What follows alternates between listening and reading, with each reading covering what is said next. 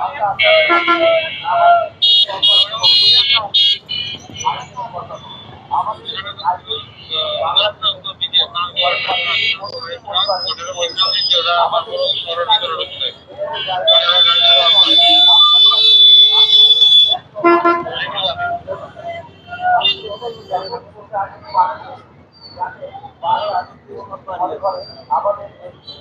Helmet কোথায়?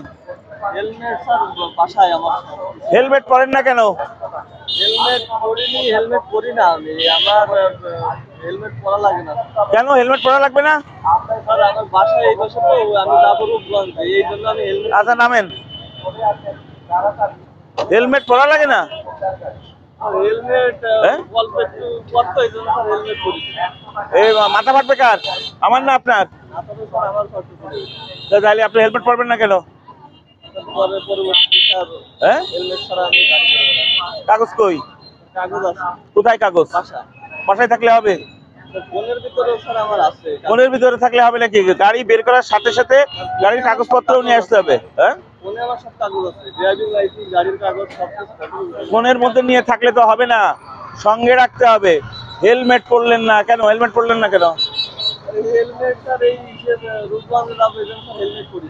বাবা, এটা কোনো কথা হলো? এখন তো হেলমেটের ফাইন কত জানেন? 10,000 টাকা। এই ফাইন দেন। হেলমেট নাকি লাগে না? দেন, মেশিন বের করেন। ভুলে গেছি, পরবর্তী স্যার এই আটক দেন, আটক দেন। আর কাগজপত্র বাসাতে নিয়ে আসেন। স্যার এই যে স্যার আমার এই যে সব কাগজপত্র, এই যে সব কিছু আছে স্যার। এই যে গাড়ি ফোনে থাকলে হবে না, বাসা থেকে কাগজ নিয়ে আসেন, যান আর হেলমেট নিয়ে আসেন।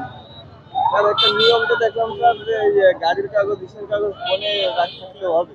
কে বলছে এটা? কোন নিয়ম? ভিডিও আমি দেখেছি। ভিডিও ইউটিউবে তো অনেক কিছুই যায়, এটা তো নিয়ম না, আইনে তো এটা কভার করে না।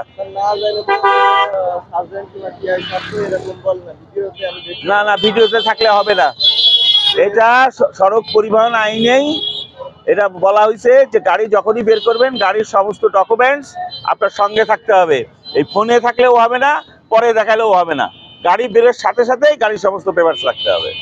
এবং এই মোটরসাইকেল ধরার আগে হেলমেট মাথায় দিতে হবে। জানতাম না স্যার। ড্রাইভিং আছে বাসায় সব কিছু। সব বাসায়। আটক দেন।